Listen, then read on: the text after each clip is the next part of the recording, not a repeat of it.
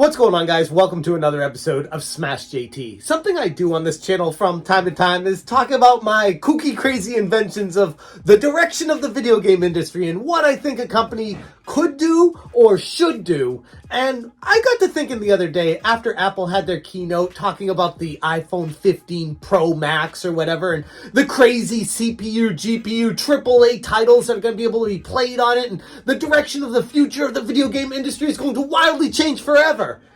But how? And I got thinking more about it, and we came to this conclusion that if Apple creates the iDock, the video game industry will change forever.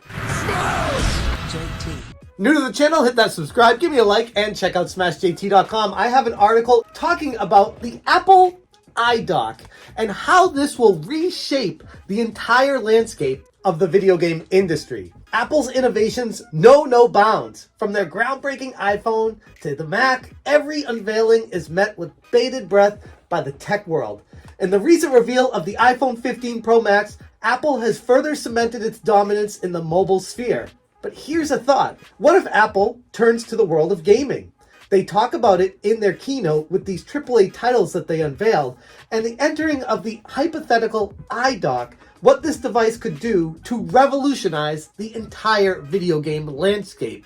A dock similar to that of the Nintendo Switch, where it has an HDMI out, an Ethernet out for low connection areas, and you can plug your phone in to charge it and connect it directly to the TV with a higher resolution, better output, higher quality, and directly streaming it from your phone through a wire into your TV for the high quality gaming experience. In my previous video talking about how Apple's iPhone 15 has the potential to change the landscape of gaming, I kept talking about phone mirroring and how you can mirror your device, but there's a lot of latency and lag. Even with super fast computers, GPU, CPU, there's still an introduction of latency and lag with that, and gamers aren't having it. If you are able to plug this device directly into a docking station for your phone going to the TV, it removes all of that. You don't need to mirror your phone. It will directly connect to the TV and output there. I also had people mention in the comments of,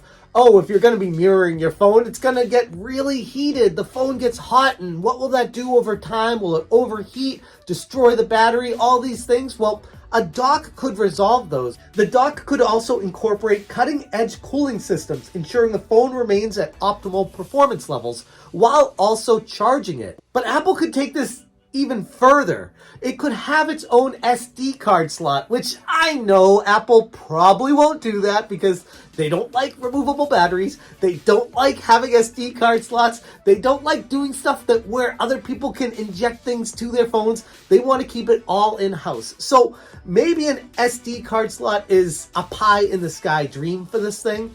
But what if they had a game card slot? Similar to what a Nintendo Switch has, except the game card slot would be on the dock, so that these games, these AAA titles, could be proprietary cartridges from Apple that can be played on the dock, so that all the information, or at least the vast majority of the information, is held on that cartridge, so it doesn't take up unnecessary space on your phone. Apple could launch its own line of proprietary games, leveraging the iPhone 15 CPU GPU for an unmatched gaming experience. And right now, I feel like the gaming landscape is ripe for disruption. While established giants like PlayStation and Xbox have their loyal followers, the prospect of transforming any TV into a gaming hub with an Apple branding controller and iDock is a tantalizing one.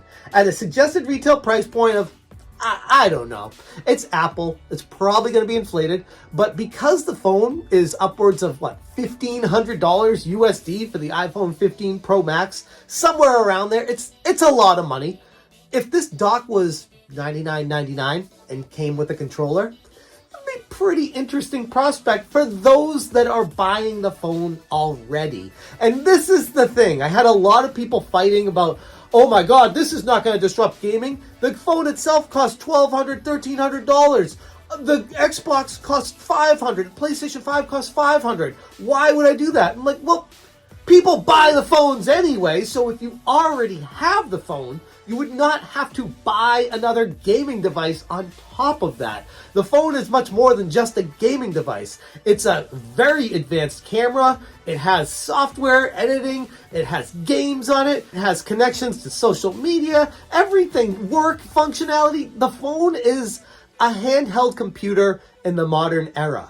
And yes, it's a hefty price tag for the phone itself, but if you're already buying the phone or plan to buy it, think about this as an addition to that. Don't think of it like you're coming in fresh without a phone. You're going to be $2,000 deep into being able to game. If you're already buying the phone anyways, then it's like having a free gaming device as a bonus to it. And while the dock would not be absolutely mandatory or required to have, it would open up a lot more options to the gamers. If they did have card slots for cartridges to go into it and play and save memory on the phone, if it did have an HDMI out, if it had an Ethernet out, if it had USB out for connecting other devices, if it was able to come with its own proprietary Apple controller with it, there's just a ton of potential with the Apple iDock. And if Apple is truly looking to disrupt the video game industry, this is the obvious next step.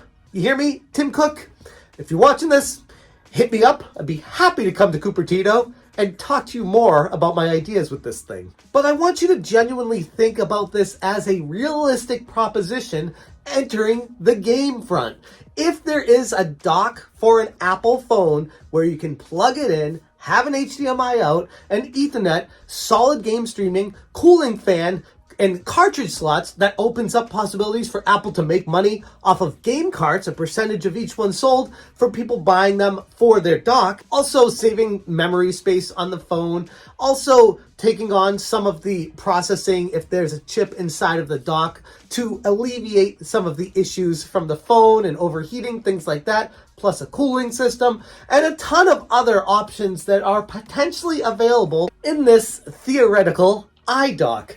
It just makes sense, and it's a natural progression for the video game industry, and I genuinely believe if this does come out, it will disrupt the video game industry. It should scare companies like Microsoft and Sony. And like I said in my other video, Nintendo is kind of a different animal. They kind of march to their own beat of their own drum. It's a little bit different. Maybe they're not as worried as Sony and Microsoft, but still concerned that this could disrupt the entire video game industry as we know it. Now, if you have an Android phone, obviously it's probably not going to be a prospect for you or a priority where you'd be looking at it. But maybe if you see some friends using it and it works and it's functional and you can play all the games you want to on it, maybe your next phone upgrade would be an iPhone. And if you get the iPhone, you might get the dock that comes with this Apple controller, and you can just play the games at home with it easily, functionally. It makes sense, super easy. You could even have options where you can text speech to text, you can talk into your controller, you can respond to messages, you can answer phone calls while you're playing the game. So you're never away from your phone, you're never completely separate from it. And oh, by the way, it would be able to do all the functionality of the phone projected onto the TV screen, Netflix, Amazon Prime, all the devices that you use on your phone to watch stuff. You could just plug it into the dock and watch it on any TV to turn it into a smart TV as well.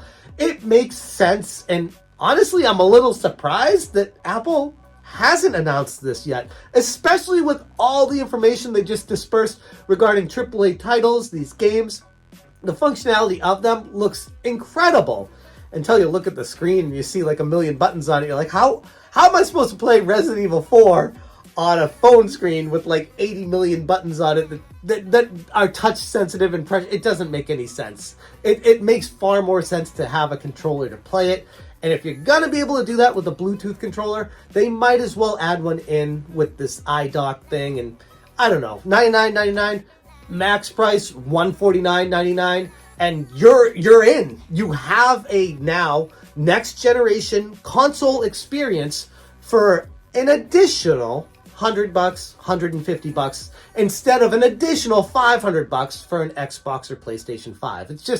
It just makes sense. Those are my thoughts on this. I would love to hear what you guys think about this. And again, Tim Cook, hit me up. I'll be waiting for you. Thank you so much for watching, and as always, you stay smashing. Smash JT. Smash JT.